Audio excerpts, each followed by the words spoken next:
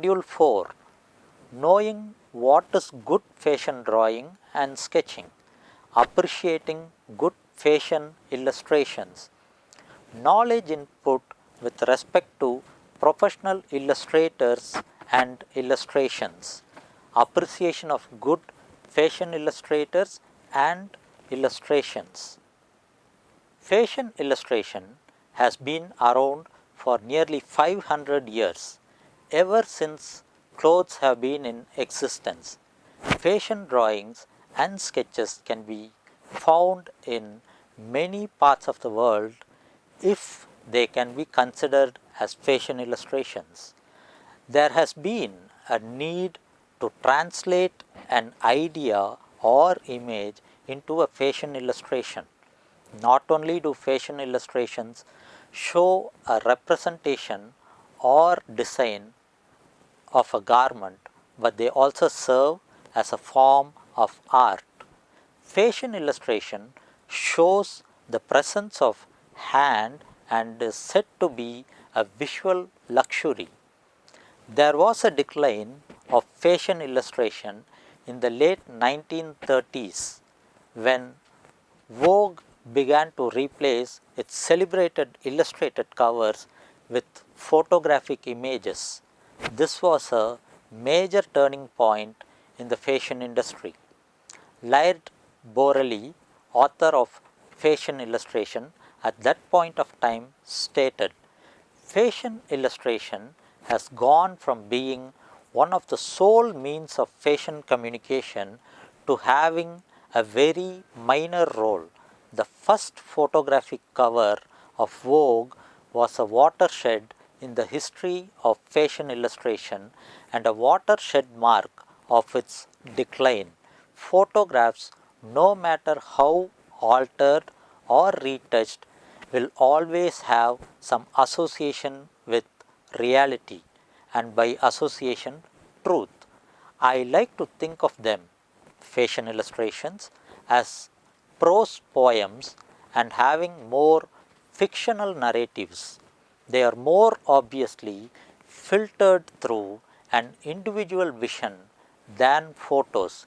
Illustration lives on, but in the position of a poor relative to the fashion world." Hidden in this statement is the fact that fashion illustrators can do wonders with their creative talents and skills. A large number of designs, patterns, textures, colors, shapes, or forms can be visualized and illustrated, unlike photography, which requires the real subject to suit today's ever changing needs. Therein lies the strength of the fashion illustrator. A number of companies all over the world deal with illustration of hats to all the essential fashion items using classical art techniques and unique materials to suit the particular fashion illustration requirements. In the late 16th century, the costumes from all around the world were regarded as fashion illustration by the Europeans. In the 17th century, the French and German magazines published the work of many designers. The print media increased the popularity of the fashion illustration in the 18th century. The fame reached up to the ordinary man and possessed social aspirations. The era of the 19th century was a very significant era for fashion illustration, as artists like Charles Dana Gibson and Paul Poiret took fashion illustration to a new dimension. The advancement in the field of photography changed the working manner of the fashion illustrators. Many designers hire fashion illustrators to assist them for designing clothes and to gather the attention of the potential buyers. An effective illustration of the clothes is very helpful in portraying the image of the attire better than a photograph. Moreover, the fashion illustrators have very significant position in the eyes of the designers, as their drawings enable the designers to determine the direction of their work and make their collection appear more unified. Fashion illustration has become a wider field nowadays. It is divided into three distinctive categories. The sensualist depicts the work with the traditional form of processes and the materials. The technocrats employ the digital means of creating the images, and the gamins and sophisticates are playful in their work, which reflects the whimsical reference of the traditional forms of the fashion illustrations. Europe has established itself as the continent of fashion historically.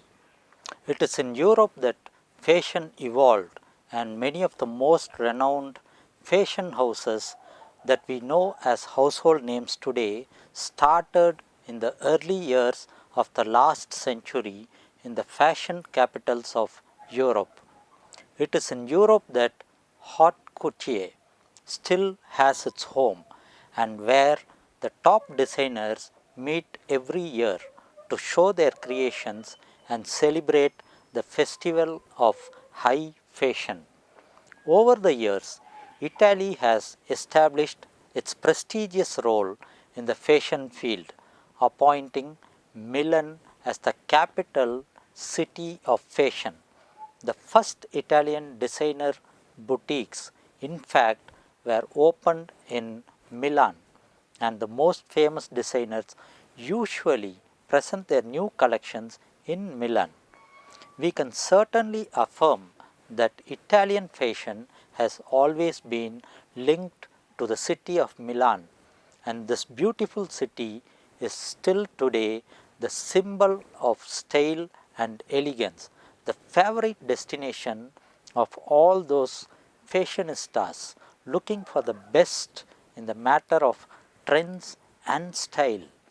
At this point, you might easily assume that fashion was really born in Milan many years ago, that the first fashion designer was an Italian, and that Italy has always been the undisputed leader of fashion all around the world.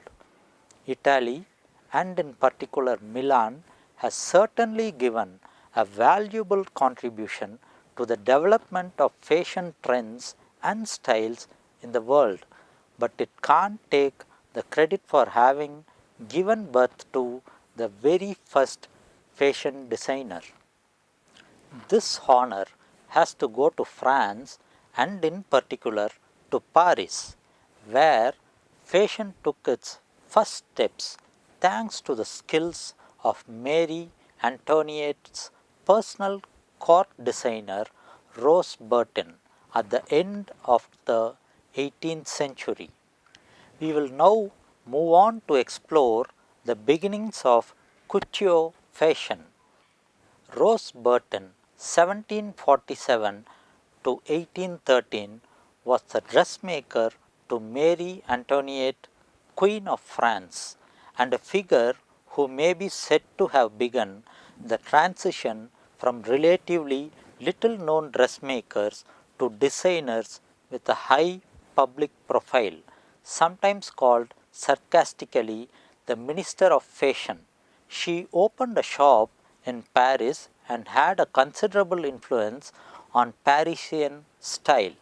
Rose was not a designer to start with, but just a fabric seller who attended the French court to offer her products for the making of the legendary queen's dresses. She soon became Marie Antoinette's lady in waiting, and with the passing of time, she started taking charge of the queen's look and styling. In fact, Marie Antoinette was very young when she married Louis XVI and had to move from Vienna to Paris. She was not used to paying much attention to her look and at first did not look like a royal princess. Her mother, the Queen of Austria, Maria Theresa, often wrote her letters suggesting that she pay attention to her dress, her hair, and her physical look to establish her image as a powerful woman. Given that she would one day be the new Queen of France, Rose was not a designer to start with, but just a fabric seller who attended the French court to offer her products for the making of the legendary queen's dresses. The French Revolution drastically changed all these. Rose Burton went into exile in London for some years because of the French Revolution. Her individual fashion sense was given expression when, among her ladies in waiting, Marie Antoinette noticed the skillful fabric seller Rose Burton, who immediately became her personal dressmaker and stylist. Rose totally adapted Marie Antoinette's look, creating a special relationship with her. Marie Antoinette was probably the first top model, dressing in Rose's creations and trying them out like a professional model. The first fashion parades took place at the spectacular Galerie des Glaces of Versailles among ambitious ladies in waiting, the king's lovers, parties, and love intrigues. At those special occasions, Queen Marie Antoinette and the women of her court could show off the beautiful creations of Madame Rose Burton and display her talent for fashion and elegance, immortalizing her as the first official fashion designer. A significant shift in culture occurred in France and elsewhere at the beginning of the 18th century, known as the Enlightenment, which valued reason over authority. In France, the sphere of influence for art, culture, and fashion shifted from Versailles to Paris, where the educated bourgeois class gained influence and power in salons and cafes. The new fashions introduced therefore had a greater impact on society, affecting not only royalty and aristocrats but also middle and even lower classes. Ironically, the single most important figure to establish Rococo fashions was Louis XV's mistress, Madame Pompadour. She adored pastel colors and the light, happy style which came to be known as Rococo. Subsequently, light stripe and floral patterns became popular. Towards the end of the period, Marie Antoinette became the leader of French fashion, as did her dressmaker Rose Burton. Extreme extravagance was her trademark, and this ended up by majorly fanning the flames of the French Revolution. Fashion designers gained even more influence during this era, as people scrambled to be clothed in the latest styles. Fashion magazines emerged during this era, originally aimed at intelligent readers but quickly capturing the attention of lower classes with their colorful illustrations and up to date fashion news. Even though the fashion industry was ruined temporarily in France during the Revolution, it flourished in other European countries, especially England. During this period, a new silhouette for women was developing. Panniers or wide hoops worn under the skirt that extended sideways became a staple. Extremely wide panniers were worn to formal occasions, while smaller ones were worn in everyday settings. Corsets provided contrast to the wide skirts, tightly constricted waists, plunging necklines also became common. Skirts usually opened at the front, displaying an underskirt or petticoat. There were a few main types of dresses worn during this period. Pagoda sleeves arose about halfway through the 18th century, which were tight from shoulder to elbow and ended with flared lace and ribbons. The voitio gown had a loose back which became part of the full skirt and a tight bodice. The robia la Frenais also had a tight bodice with a low-cut square neckline, usually with large ribbon bows down the front, wide panniers, and was lavishly trimmed with all manner of lace, ribbon, and flowers. The robe, a langlois, featured a snug bodice with a full skirt worn without panniers, usually cut a bit longer in the back to form a small train, and often some type of lace kerchief was worn around the neckline. These gowns were often worn with short, wide lapelled jackets modelled after men's redingotes. Mary Antoinette introduced the chemise à la reine, a loose white gown with a colorful silk sash around the waist. This was considered shocking for women at first, as no corset was worn and the natural figure was apparent. However, women seized upon this style, using it as a symbol of their increased liberation. Women's heels became much daintier with slimmer heels and pretty decorations. At the beginning of the period, women wore their hair tied to the head, sometimes powdered or topped with lace kerchiefs, a stark contrast to their wide panniers. However, hair progressively was worn higher and higher until wigs were required. These towering tresses were elaborately curled and adorned with feathers, flowers, miniature sculptures, and figures. Hair was powdered with wheat meal and flour, which caused outrage among lower classes as the price of bread became dangerously high. Men generally wore different variations of the habita la Frenais, a coat, waistcoat, and breeches. The waistcoat was the most decorative piece, usually lavishly embroidered or displaying patterned fabrics.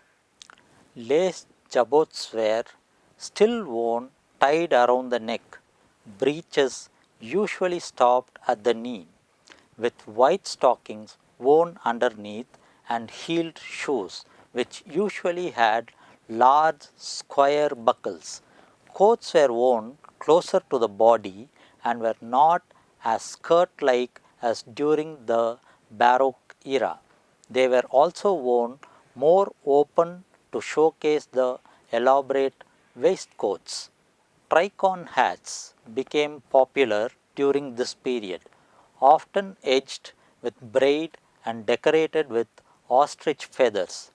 Wigs were usually worn by men, preferably white.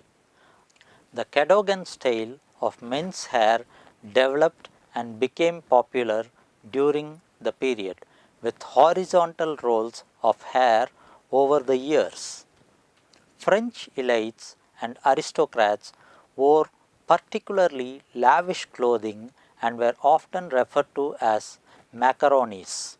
The lower class loathed their open show of wealth when they themselves dressed in little more than rags. Fashion played a large role in the French Revolution. Revolutionaries characterized themselves by patriotically wearing the tricolour red, white, and blue on rosettes, skirts, and breeches. Since most of the rebellion was accomplished by the lower class, they called themselves sans culottes or without breeches, as they wore ankle length trousers of the working class. This caused knee breeches to become extremely unpopular and even dangerous to wear in France. Clothing became a matter of life or death. Riots and murders could be caused simply because someone was not wearing a tricolour rosette, and people wearing extravagant gowns or suits were accused of being aristocrats. The Rococo era was defined by seemingly contrasting aspects: extravagance and a quest for simplicity, light colors and heavy materials, aristocrats and the bourgeois. This culmination produced a very diverse era in fashion like none ever before. Although this movement largely ended with the French Revolution, its ideas and main aspects strongly affected future fashions for decades. The history of fashion design refers to the development of the fashion industry, which designs clothing and accessories.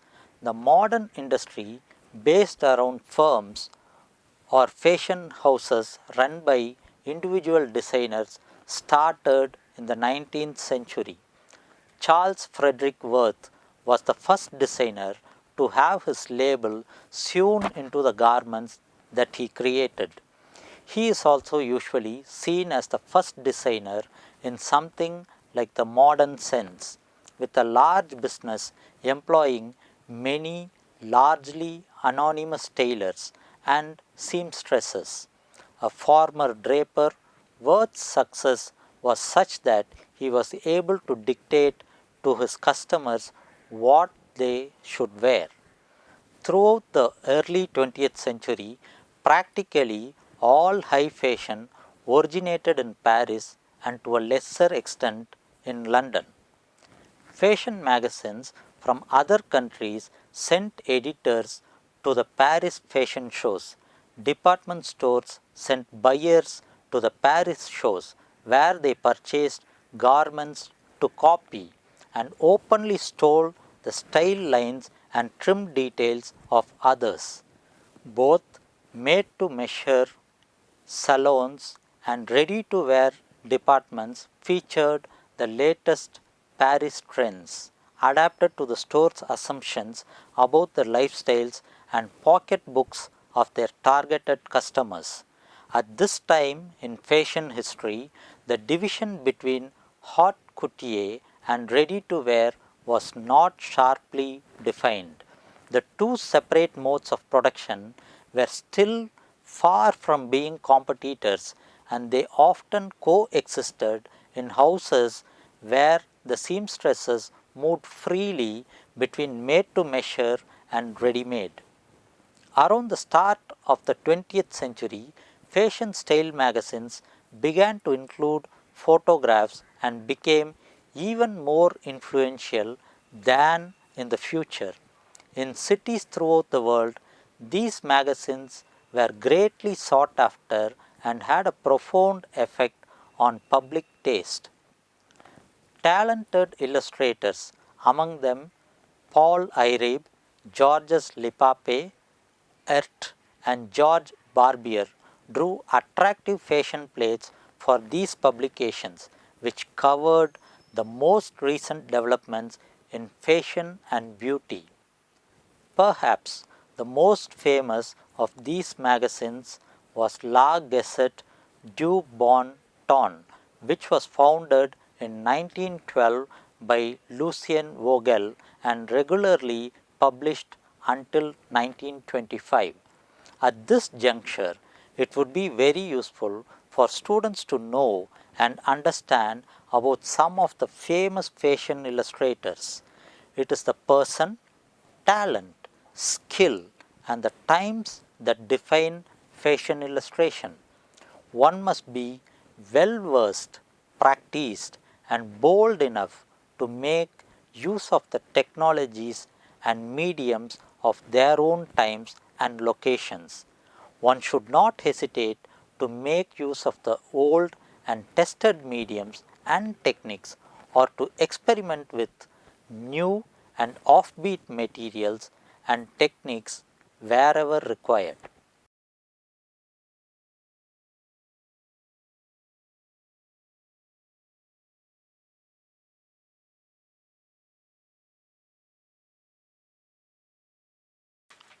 Andy Warhol was an American artist who was a leading figure in the visual art movement known as pop art. His works explore the relationship between artistic expression, celebrity culture, and advertisement that flourished by the 1960s. After a successful career as a commercial illustrator, Warhol became a renowned and sometimes controversial artist. The Andy Warhol Museum in his native city, Pittsburgh, Pennsylvania, holds an extensive permanent collection of art and archives. It is the largest museum in the United States dedicated to a single artist. It would be very difficult to state the contribution of Andy Warhol to the fashion industry.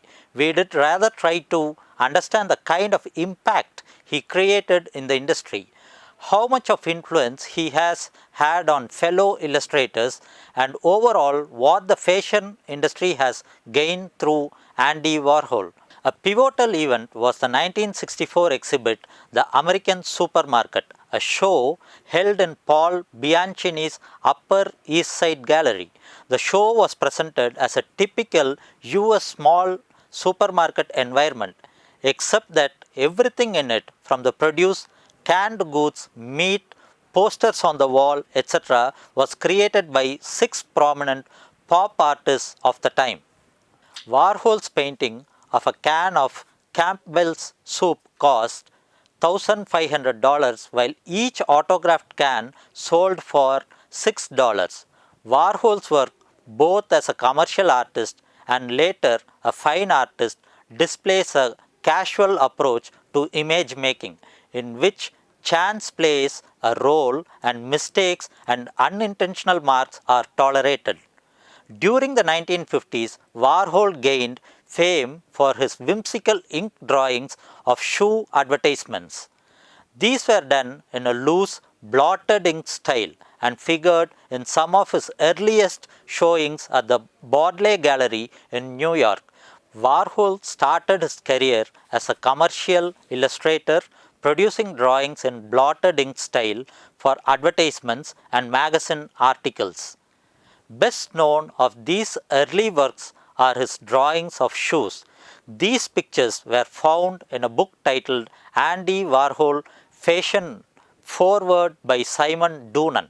The book is a gorgeous gallery of whimsical fashion illustrations by Andy when he worked as an advertising illustrator and commercial artist. If you want to see more, you can pick up Andy Warhol Fashion, a book that has gathered up a sampling of his work in a nice little paperback.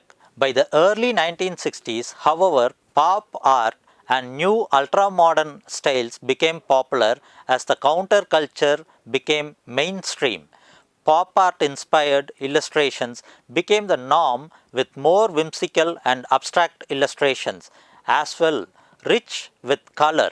The most notable fashion illustrator is much better known for his pop art, but long before his Campbell's soup can print was created, he was known in the 1950s as a shoe illustrator, mainly for magazine advertisements. His style was loose and abstract. From the 1960s through 70s, the pop art style, largely influenced by Warhol, of course, was highly influential in fashion illustration. Other fashion illustration, however, remained similar in style to that of the 1950s. Warhol once said that all one needs to know about his work is already there on the surface. At the height of his fame as a painter, Warhol had several assistants who produced his silk screen multiples, following his directions to make different versions and variations. American pop artist Andy Warhol's glory days were the 1960s. Warhol was firmly ensconced in the New York art scene and had a decade of exhibitions and acclaim under his belt. This is a fashion illustration done by Andy Warhol before he was known for his Marilyn Monroe and Campbell soup can. He started off doing commission pieces for magazines in New York. This was obviously commissioned for a fashion magazine. He was very well known for his beautiful pen and ink drawings and shoe advertisements. I believe that this piece was successful for the time. Since the audience for these fashion magazines was geared towards fashionable women, he is showing a beautiful young woman dressed in an outfit that would suggest for an upper class person.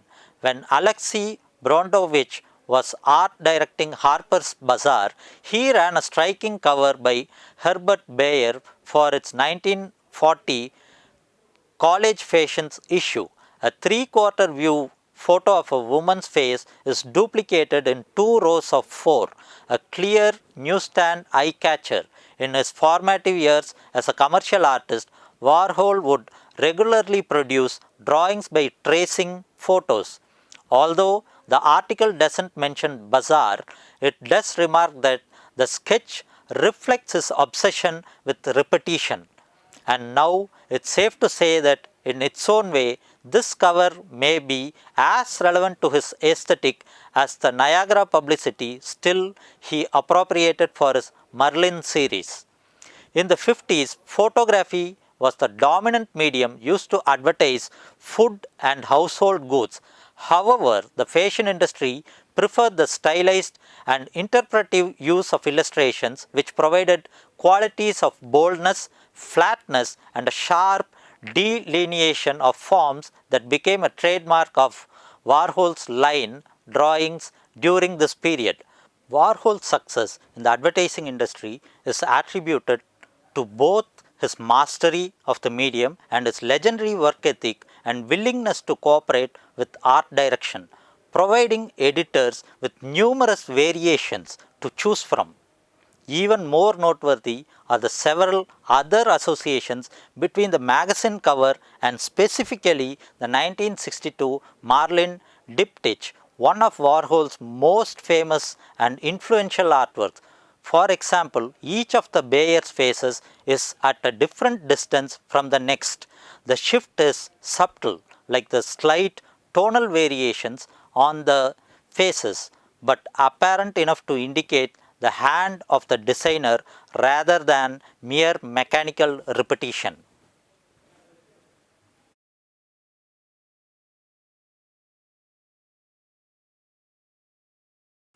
Flamboyant fashion illustrator Antonio Lopez started his career in the 1960s. His illustrations are a fabulous product of their time, absorbing pop culture and high art alike, creating something unique and trend setting. His work appeared in such publications as Vogue, Harper's Bazaar, LE, Interview, and the New York Times. Several books collecting his illustrations have been published. In his obituary, the New York Times called him a major fashion illustrator. He generally signed his works as Antonio. His work continues to be popular today, with fashion designers Hannah McGibbon and Marc Jacobs citing Antonio Lopez as their source of inspiration. Antonio Lopez was born in Utuado, Puerto Rico. When he was 7 years old, his family moved to New York City. His parents, Maria Luisa Cruz and Francisco Lopez, influenced him to apply his artistic talents to fashion. He attended the High School of Art and Design and the Fashion Institute of Technology. While attending the FIT, he began an internship at Women's Wear Daily, which led to him leaving school and working at the publication. Shortly afterward, he left for a position at the New York Times. Lopez worked in close collaboration with Juan Eugene Ramos. He also did illustrations of fashion designs by Charles James. In 1969, he moved to Paris along with Ramos and was an associate of Karl Lagerfeld. He stayed there until the mid 1970s. Antonio discovered Jessica Lange in 1974. He discovered Jerry Hall and lived with her in Paris at the beginning of her modeling career. Lopez and Ramos also discovered Grace Jones and Tina Chow. In addition to books of his fashion illustration, the book Antonio's Tales from the 1001 Nights was published in 1985. The book was inspiration for Marc Jacobs' 2007 Arabian Nights event, a book on the career of Antonio Lopez, Fashion, Art, Sex and Disco by Roger Padilha and Mauricio Padilha, with a foreword by Ander Leon Talley and an epilogue by Anna Sui, was published by Rizzoli in September 2012. His circle of friends also included the photographer Bill Cunningham. 1966, Antonio introduced him to photographer David Montgomery, who gave Cunningham his first camera. Lopez died of Kaposi sarcoma as a complication of AIDS at UCLA Medical Center. He was living in New York but was in Los Angeles for an exhibition of his art. He was attended by his friend and model Susan Fdras. His collaborator Juan Eugene Ramos survived until 1995, when he also died of AIDS. Lopez explored themes of pure desire and race in his art through cultural references to subjects such as Josephine Baker and the Wild One. Painter Paul Karantsikas is president of the Antonio Lopez Foundation. The organization focuses on AIDS, which raises funds for AIDS research, care, and education through photography auctions, was founded in 1987 by Fdras and View magazine publisher Hossein Farmani. In response to Lopez's death, Lopez's art and photography were exhibited at Staley Weiss Gallery in New York in March-April 2000. Designer Hannah McGibbon cited Lopez as an inspiration for her fall 2009 ready-to-wear collection for Chloe. Lopez's work was included in April 2009 exhibit The Line of Fashion, curated by Robert Richards at the Society of Illustrators in association with the Leslie Lohman Gay Art Foundation. Antonia's Tales from the 1001 Nights was an inspiration to fashion designer Suneet Verma's 2010 collection, The Pirates of Couture. His work is also included in the exhibit Drawing Fashion at the Design Museum in London, England, running November 17, 2010 to March 6, 2011. Students at the Fashion Institute of Technology in New York City request his name at the library more than any other. Christian Berard, also known as Bebe, was a French artist, fashion illustrator, and designer. He was born in Paris, France in 1902. As a child, he was fascinated by the theatre and ballet and compiled albums of costume and scenery designs. He attended the Académie Ranson from 1920 to 1923. Although painting was his first love, he concentrated during the 1930s on fabric and interior design, as well as book and fashion illustration. His work appeared in Harper's Bazaar and Vogue, who published a great many of his drawings from 1935 until his death in 1949. He illustrated most of the leading designers of the time, including Vionnet, Revillon, Schiaparelli, and Jean Patou. Berard and his lover Boris Kochnow, who worked for the ballets Russes and was also co-founder of the Ballet des Champs-Élysées were one of the most prominent openly homosexual couples in French theatre during the 1930s and 40s. Berard was born in Paris and studied at the Lycée Janson de Sailly as a child. In 1920, he entered the Académie Ranson, where his style was influenced by Edouard Villard and Maurice Denis. Berard showed his first exhibition in 1925 at the Galerie Pierre. From the start of his career, he had an interest in theatrical scenery and costume designs and played an important role in the development of theatrical design in the 1930s and 1940s. In the early 30s, Berard worked with Jean-Michel Frank painting screens, woodwork, and drawing projects for carpets. He also worked as a fashion illustrator for Coco Chanel, Elsa Schiaparelli, and Nina Ricci. Berard's most renowned achievement was probably his lustrous, magical designs for Jean Cocteau's film La Belle et la Bête in 1946. He was one of the great bohemian characters of Paris. Whilst only in his early 30s, he became the darling of salon, theatre, and cafe alike, a central figure of the artistic demi-monde. Aged only 47, Christian Berard died suddenly from a heart attack on 11 February 1949, whilst at work on the costumes and sets for Les Fourberies des Scapin at the Theatre Marigny. Berard's work is in the collections of the Museum of Modern Art, New York, and the Menil Collection, Houston. Francis Poulenc's Stabat Mater 1950 was composed in his memory, and Jean Cocteau dedicated his film Orphée 1950 to him.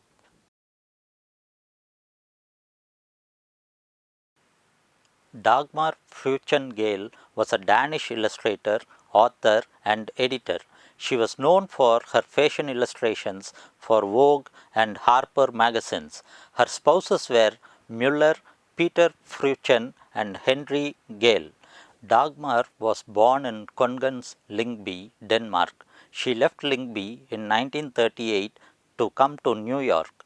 Dagmar married 3 times. First to a Danish man named Müller, who was killed during World War II while serving in the Pacific with the American Army. She met her second husband, Peter Freuchen, 1886 to 1957, December 24, 1944, in New York at a home of some friends they had in common from Denmark. They married in 1945. Peter was a Danish author and Arctic explorer. Beginning in 1945, they lived in New York City and maintained a second home in Nyack, Connecticut on Chesbrough Street, overlooking Long Island Sound. They appeared together in a well-known photo by Irving Penn showing Peter with a beard in a massive fur coat. Peter often traveled for his work during their marriage, but is reported to have returned home every day and sent a copy of each correspondence to the Danish Royal Library, to be opened 50 years after his death in 2007. Dagmar joined Peter only once in his travels on an expedition to Iceland, during which she served native meals including pickled whale blubber and seaweed. During their marriage, she became an expert on various cuisines from around the world. After Peter's death, Dagmar maintained the Nyack home until 1963. Her third marriage was in 1967 to Henry Gale, an attorney from New York. She returned to live in Denmark in the early 1970s. In April 1947, Dagmar illustrated the cover of Vogue, which presented Christian Dior new house with new vigor, new ideas. Here makes a variation of his market woman skirt, stiffened, standout, pleated at a low mark.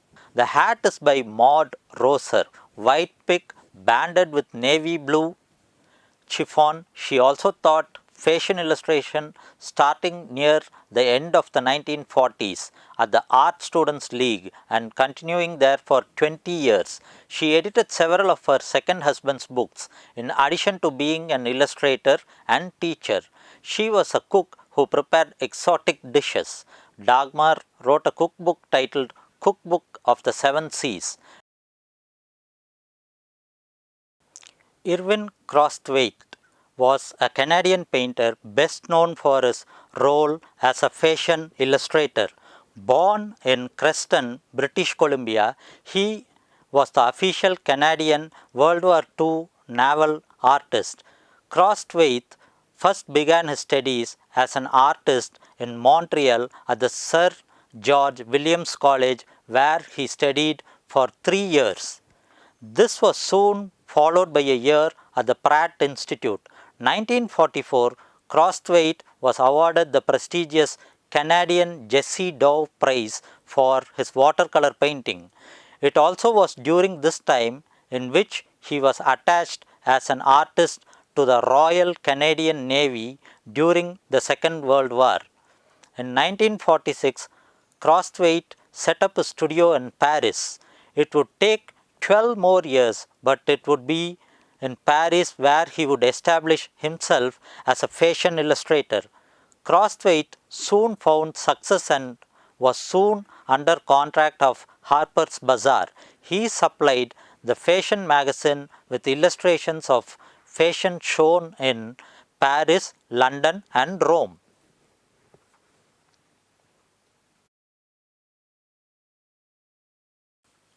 Max Hoff, an alias of Maximilian J. A. Hofbauer, was an illustrator famous especially for his advertisements for Simpsons of Piccadilly and Astor cigarettes.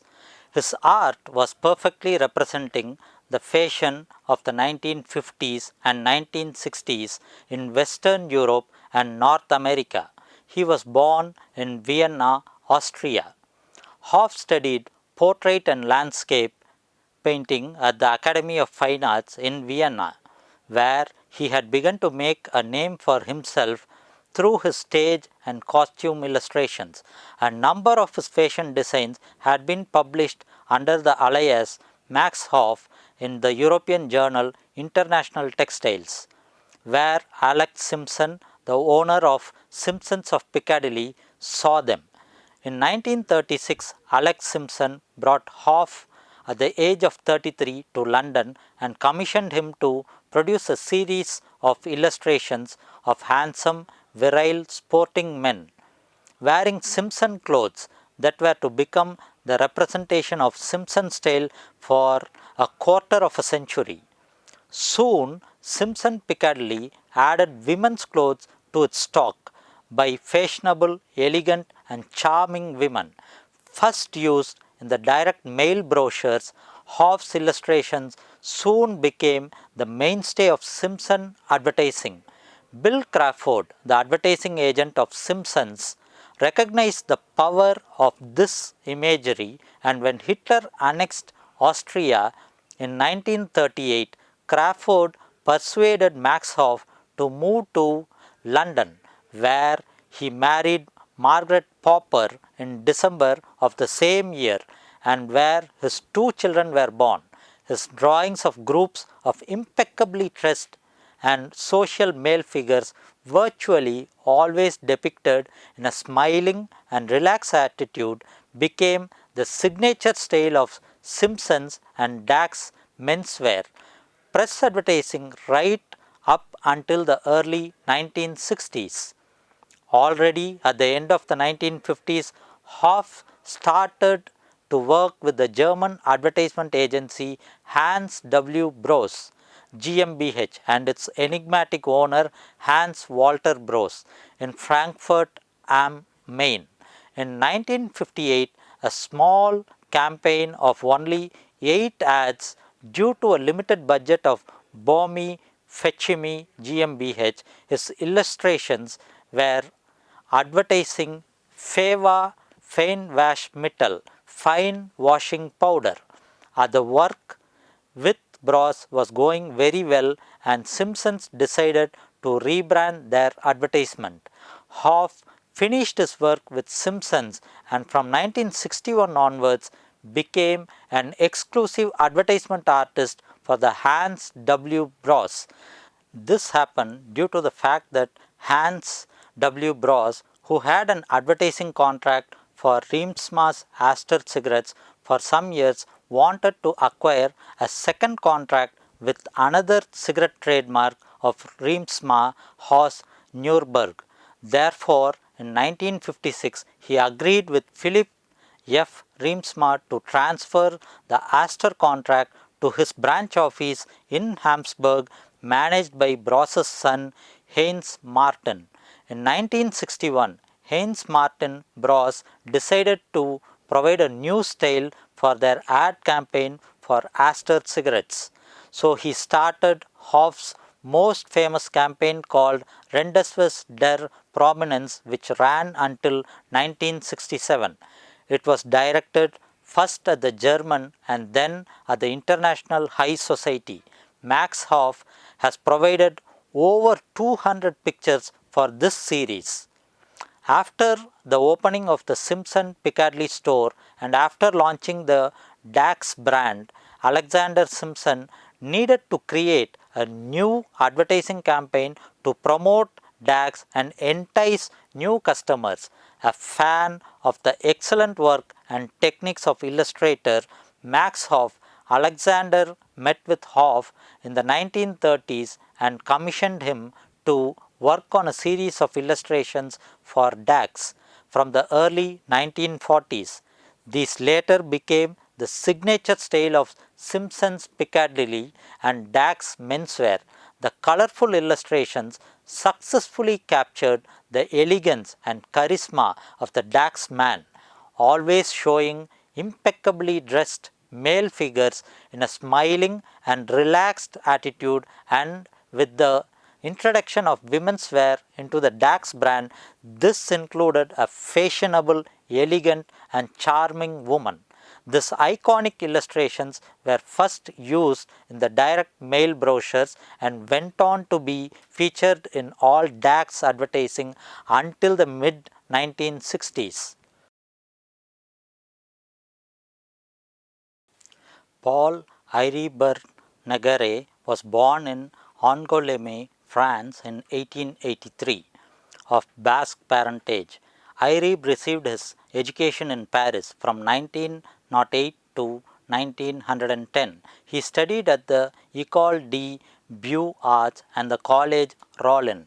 At age 17, Henri provided illustrations for the popular La Assayette au Beurre and also contributed drawings and caricatures for French satirical papers such as Le Rire, Sourire, Le Assayette au Beurre and La Baïonnette. His reputation grew, and it was said no one could sketch an event more tellingly. He was one of a talented group of like illustrators, including George Barbier, George Lipape, George Martin, and Pierre Brissot. Their modernist style, informed by both the vitality of the revolutionary art movements of the era and by the flat planes and minimalism identified with Japanese paintings, served to revitalize the popularity of the fashion plate.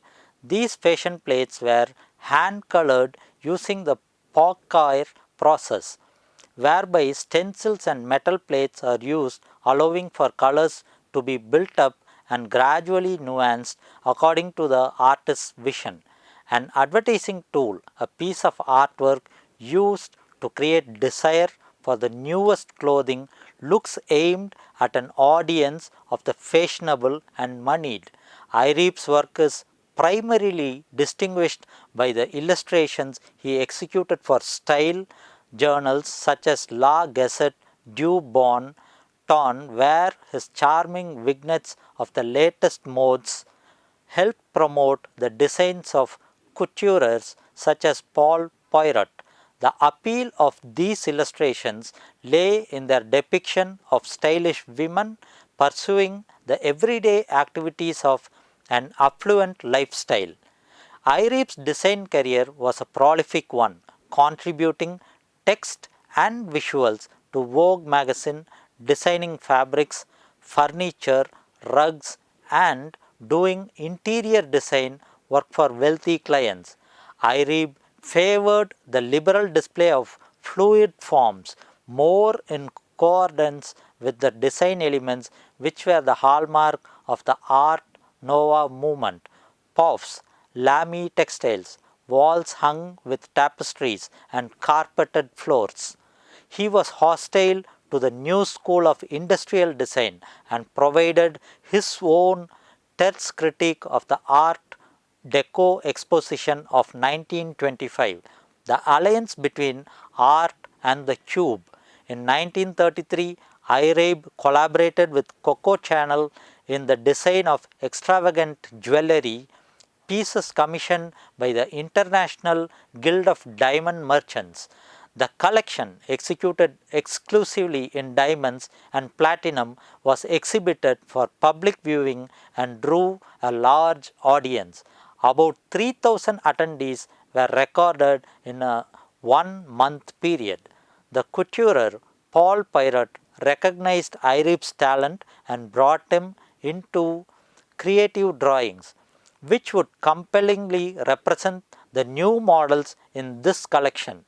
These illustrations were later compiled into an album, Les Robes de Paul Pirot, Raconte par Paul Irebe, published in 1908. The book created a controversy as Pirot's design aesthetic promoted clothing with a relaxed line, emphatically denouncing the corseted look so long in vogue as the mandated female silhouette. Irebe's album discussed mothers. Contentious opinion, however, fueled a public debate, providing Pirot with the publicity that ultimately brought him success. Pirot's success also proved a triumph for Irebe. In 1919, Irebe was in Hollywood, recruit D for design work by film director Cecil B. DeMille. Irebe and DeMille were ideally paired collaborators sharing a penchant for luxury replete with all the entailing visual drama. DeMille allowed Irebe complete creative freedom. In Hollywood, Irebe practiced the same design sensibilities for which he was renowned in Paris. His depiction of Egypt for DeMille's 1923, The Ten Commandments, was not a biblical rendition but pure Hollywood fantasy, all lacquered glamour and opulence. In 1924, Irebe was given free rein in a film project for which he was director, set designer, and costumer, Changing Husbands, starring Beatrice Joy. The character of the male protagonist represented Irebe himself, the novice director having reconstituted his own image for the screen. The film proved to be a critical disaster. The New York Times gave it a scathing review, calling the film absurd and the direction amateurish. Irebe was a man prone to anger, shouting matches, and fistfights when contradicted, and did not endear himself to colleagues. He engaged in a sustained feud with DeMille's key costume designer Michel Leeson, which resulted in Leeson being fired by DeMille in 1923 after Irebe's costly and infamous failure with Changing Husbands. DeMille was forced to make peace with Leeson and bring him back in for his film King of Kings. DeMille assigned Leeson as head designer. Now working with Leeson, Irebe made a serious design error for one of the sets and DeMille let him go. Irebe left Hollywood without any hope of returning there. Back in Paris, a consolation prize awaited Irebe. His wife Mabel gave him his own design establishment dedicated to the decorative arts located on the fashionable Rue du Faubourg Saint-Honor. The first incarnation of Irif's journal, Le Témoin, The Witness, was published from 1906 to 1910.